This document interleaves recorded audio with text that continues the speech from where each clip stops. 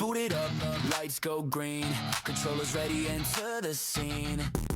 From builds to battle, stats to strats, breaking down the games, yeah, imagine that.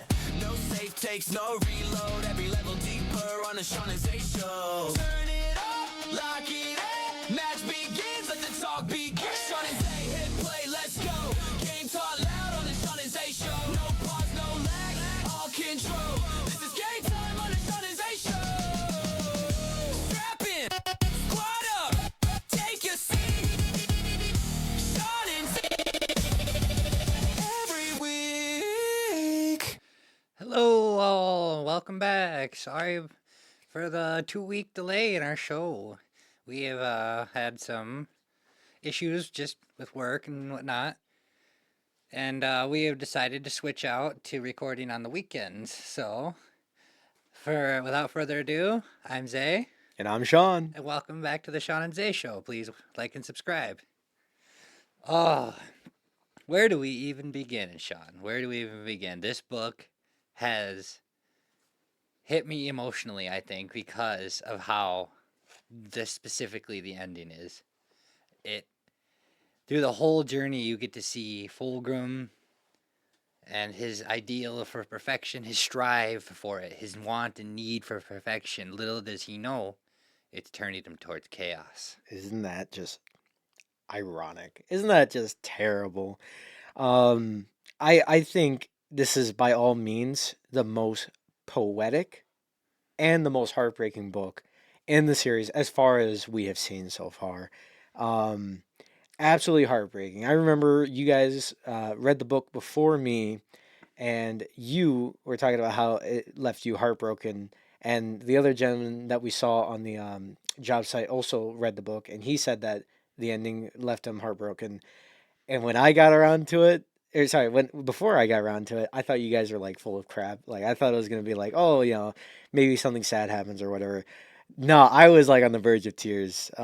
It was so bad. It was so bad. It's so heartbreaking. I was in the same position you were. And, oh my goodness. And if only he would have just gotten rid of the sword. Isn't that the most ironic But- part? Anyway, it leads off, I do believe, against the fight with the Laer. Is that the beginning of the book, or is it more towards the middle? Correct. No, the attack against the Lair is the start of the book as well as the start of the downfall of Fulgrim and his legion. And they get to the Laer temple. You get to imagine all the battles, and they're described as like a snake-like xeno being or whatnot. Mm-hmm. And the way the battles are, you could just imagine them. They're epic. They're huge. You can, when they're describing how much bolter fire is coming down. You don't think of modern machine guns. You think of the Imperial bolters. And dense forest too, with swamps that could swallow you whole, and the beautiful oceans as well that were supposedly I on thought the planet. Laer world was an oceanic world only. It had big oceans. It was like the majority of it was oceans, but there was also forests. There's even a part where the layer begins to retreat, and it's a retreat that funnels the Marines through a valley, and it gets slimmer and slimmer to the point that like the shoulders of the soldiers are literally touching two sides of two mountains as they're trying to cross through it to get to the other yeah, side. I remember that description. But when they get to the planet, and he's like, "That is a temple," and they don't. He's like, "These being worship false gods," and so Fulgrim wasn't having any of it. So he ordered his emperor's children in, and they just massacred everything. Hmm. But the way that it was described, when the flag when the flag fell, or the emperor's children, he was describing like it took. What did he say? Something about 20 seamstress years to do it for them, and perfect. It's like I said, I didn't do a refresher this time, so I'm a little off on the story a little bit here and there. But Mhm. goodness gracious, like you can imagine just seeing Like everything. each soldier forcing themselves to try and raise that banner back up for every soldier that dies around that it then If falls back Fulgrim down. refused to let it fall. That was beautiful. It showed that Fulgrim was he was selfless in that book, or You at least can at the start of the yeah, book, he was you can so definitely giving. see his character shift and towards madness, towards lust, towards Perfection. perfection. That was beautiful. So, Uh, what do you think of the book? Let's go down that road first. How did you see it as a viewer? Sorry, as a reader, and how did you see it as a Warhammer fan? What do you think of it? I think the story so far, it just blew my. This book has by far my favorite so far. Oh, It's that's it does controversial, but I think I it doesn't agree. even come close to the first. I've read up to Legion so far, and I had to restart it because I got confused and lost because I took a break from it. But where we were going? Oh yeah, um, shoot. We Man, were talking about your perspective of the book as a reader and as a fan of yes, that's Warhammer. right. The story just blew me away, and I honestly don't think I've ever read anything better up to this point. Just as far as storytelling and as far as for my own personal feelings against it for it is a solid book. Oh yeah, Definitely check it out. no doubt about it. You're gonna wanna read it if you're following a Warhammer fan or if you're following the Horus Heresy or if you're just getting into it. It's a must read. I wholeheartedly agree.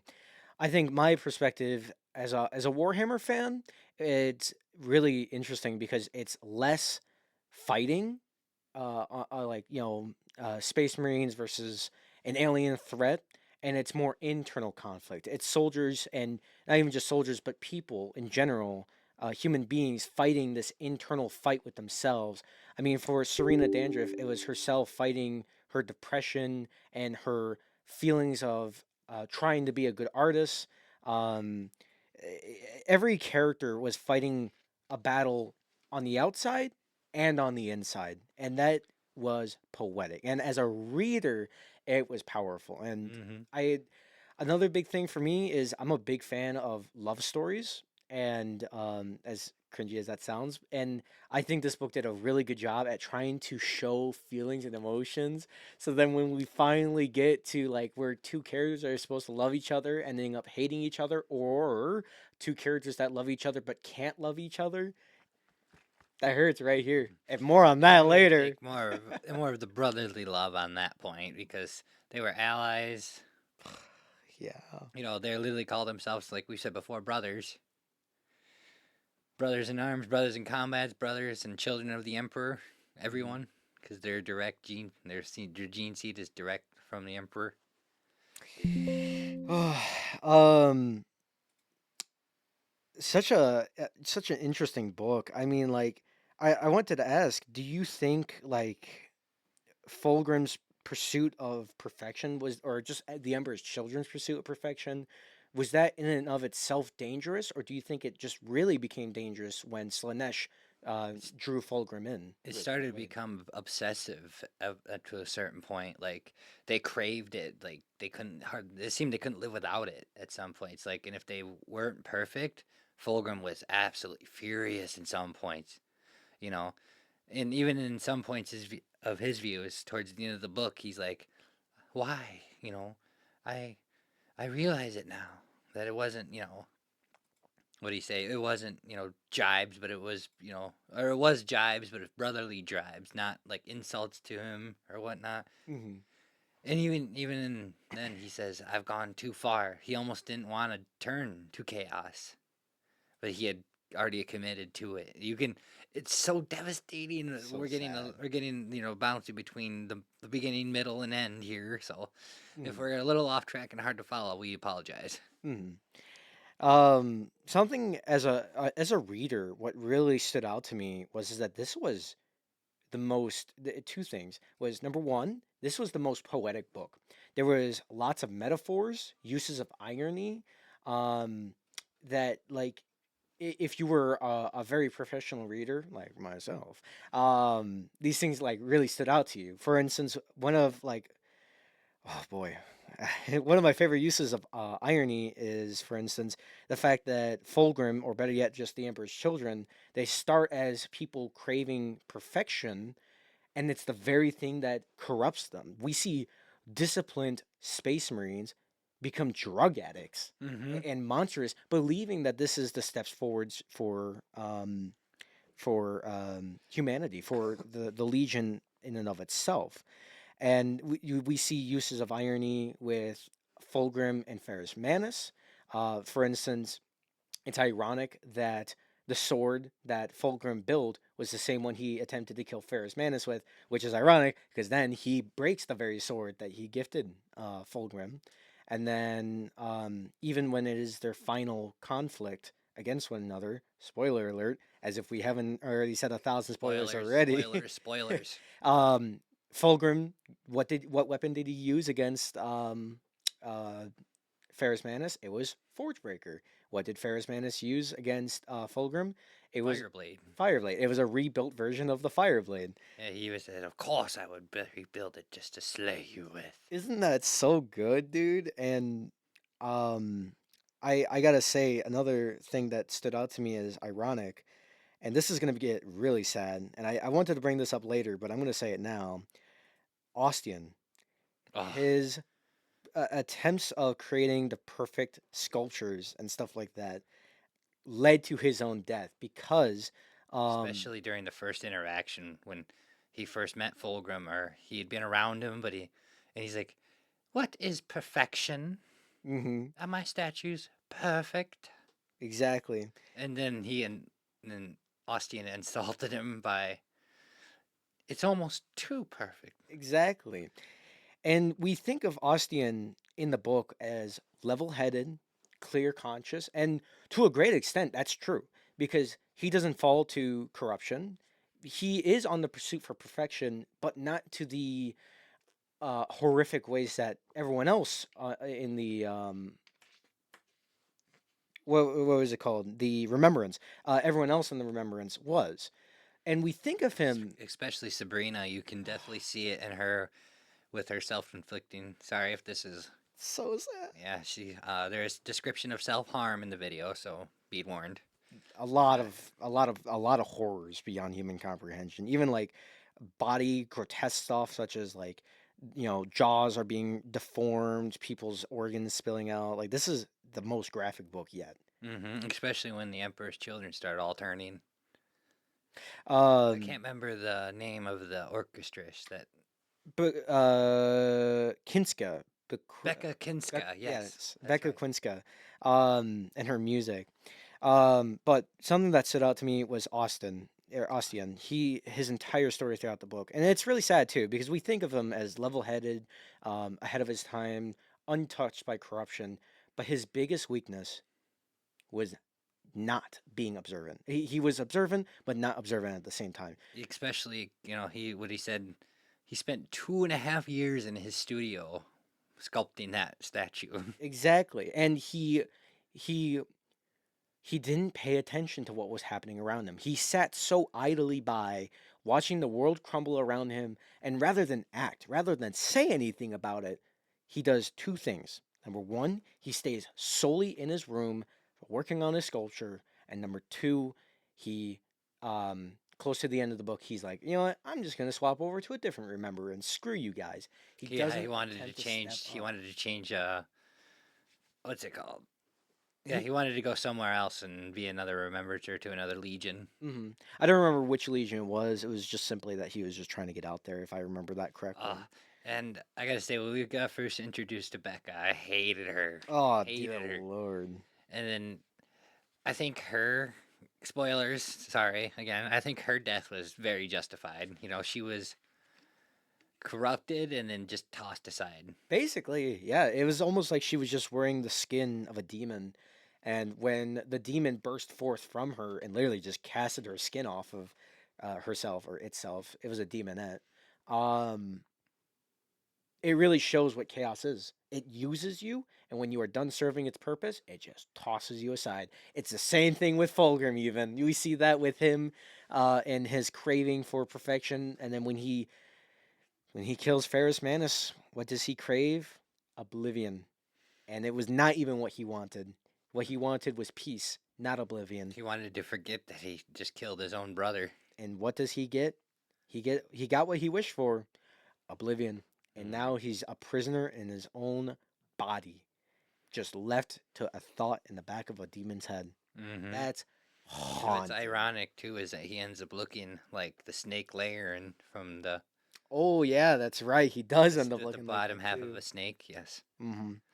And that's in taking a step back with Ostian. Um, that's the thing about even his character is that we are Ostian. You know, when we look at this world around us, and all of the stuff that's happening within it, many of us are like Ostian in the sense of we try and focus on our own things. We don't try and, reach out to others. We might have people, of course, like Serena, that we love very dearly to us, that we attempt to reach out to and help out on a more personal level. But past those who are close to us, we don't try and help out those past us. And we sit in our own little world watching the world crumble before us, and we make no attempts to try and help others around us. I mean, not saying that's for you or for me, but for the general public. And what was the result? The world ate Ostian, and it's almost like a message for the reader to don't be like Ostian. Don't just sit in your own world. Maybe try and make a difference, even if it's something minute, even if it was something tiny. If Ostian reached out to someone else on the remembrance and said, "Hey, do you like what's going on?" Like, and actually make them think about their life decisions, maybe he could have saved one life, maybe even two. And if it would have been tiny, that still could have made a huge difference. That could have been one less person corrupted by Slanesh. Speaking of that, I like to call the chapter the what is it when they're at the concert? It's the concert of madness or whatever, Ooh, and yeah. basically they had Becca was orchestrating, and it sounded like rambled noise, and I guess if you had to put it in a, I can't remember what it was, and everybody was loving it. They wanted to fall in love with it, Mm-hmm. and they wept tears and stuff. You could literally hear. And then Haunted. when some people looked up in disgust, And they tried to leave. eh, They get killed. they got their skull. One of these like, he looked over as his skull was crushed. And he felt better about it too. I He don't felt remember whose happy about perspective it was. I think it was it Julie? It was Julius's perspective, I it. Yeah, believe. He saw a man's skull get crushed under the boot of a space marine, and he was like, "Oh, much better." like yeah, it disturbed him. and I can't remember her name, but she was singing, and then her soprano voice kept getting Higher and higher and higher. higher and higher until literally her throat started bleeding. Fuck. And what else? She was also tossed aside too. Like Hmm. she said her, and they described her as her body getting all folded up and stuff. Like That it was everyone who was on the performing orchestra. performing in that music. It was the those with the instruments, those who were singing. It was everyone, including Bekwa herself, that all got a demon literally just jump out of them, like straight up carved a hole through their body and jumped out. Like it was like, I don't know, like a chest burster, but it was a full body chest burster in a person. It's nuts. But Ostian's death, though, Dude. when at the hands of Fulgrim, when he was like, "Now the statue is perfect." You know what's also ironic is he lived the way he died, attached to his work, Mm-hmm. literally attached to his work, because he was impaled through the emperor, the statue of the emperor that he was working on. What did you think about the love story between Ostian and Serena? It got ruined. It left me in tears. It left me in tears. I was left with tears in my eyes, Especially genuinely. when Sabrina was falling to madness and stuff, and Hmm. she begged Ostian for help, and he was like, and He he was turned his too back. angry Yeah. too because she tried making it out that like, oh, talent naturally comes to you. And she thought that he was naturally, and he blew up at her, basically saying that he worked hard to get where he is in today's modern society or Hmm. today's society. Yeah, and if it wasn't for him taking that comment so seriously, if it, or maybe better yet, if it wasn't for Serena even bringing it up in the first place, um, Austin could have been there. Austin could have heard her cries for help, and that's what I wanted, and that's what the writer knew we wanted. So he plays with our feelings in that. And then, did you see Serena's death like coming? As soon as he walked away from her, I had this feeling in my heart that like in order for Serena's story to come full circle, she would have to die the way that she lived, just like Ostian. Mm-hmm. Nothing. That would be the only way that she could have her story wrapped up to with a little bow on it all. She would have to end up dying the way that she lived.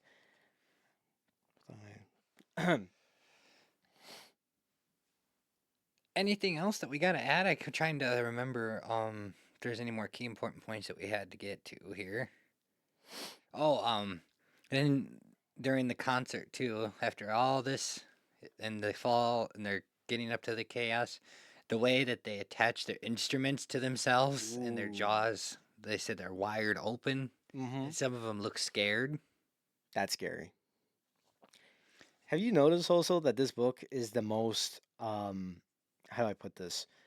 Excessive book in the sense of emotions and feelings? Because there's moments of love and joy with, like, for instance, Serena and Ostian. There's moments of, or even with like Fulgrim and Ferris. There's moments of action where you're at the edge of your seat, where you're like, okay, who's gonna die? Who's gonna live? You know, this is an epic battle between the Emperor's children versus, like, for instance, the Laer.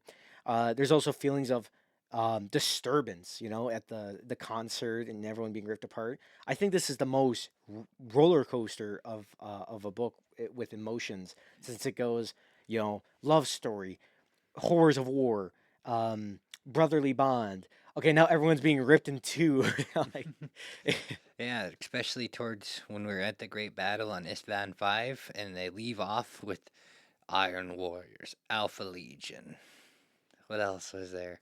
Night Lords. Night Lords, yes. I think also Word Bearers were The there Word as Bearers, well. yes. It was literally all of the Traitor Legions except for the Because Horus was there with his Sons of Horus, and then they had the Death Guard Death was already Guard, there. World Eaters were also already there, and then Emperor's Children. They were all there on the planet already. They made a perfect representation of the Laer Temple, too. on Oh, Istvan that's 5. right. I forgot all about that part too. Oh man, that's Dude, forgot Not about that. knowing what I knew before, like, I knew the Iron Warriors and stuff were all traitors and stuff, but I didn't think that it would arrive so soon. I thought you would at least get a little backstory. And this the confusing thing about these books. They kind of jump around. Oh yeah. Like, maybe we'll go to the heresy, maybe it's a little bit before the heresy, or it's just maybe it's a different character altogether on a different planet, which we'll cover in another book another time. hmm Anything So else to add, Sean? I think we're gonna wrap it up with one last final question. What did you think of the book? You know, as a reader and Warhammer fan, but at the end of the book, when you saw every horror and atrocity wrapped up in a neat little bloody bow tie with the death of Ferrus Manus, what did you think? I was about it? heartbroken, and it tore me. I had to take a step back. I had to think. I was just like, okay, wow. What's that? I want to go on to the next book. I know, man. Like, I was chipping tile when we covered the death of Ferrus Manus in the book, and I literally had to stop. I put my chipper on its side, and I just did this. Oh, I was just like, no, this can't be happening. They couldn't have done Ferrus like that, man. They couldn't have. Anyway, join us next week on Wednesday for Warhammer Wednesdays, where we will go over Book 6 of the Horus Heresy, Descent of Angels. Ooh, can't wait. So this has been the Sean and Zay Show. I'm Zay. And I'm Sean. Have a good one. Screens go dark, matches in, final thoughts before we end. Builds and battles, wins and fails, every take without the veil. If you missed it, replay. More game talk on the way.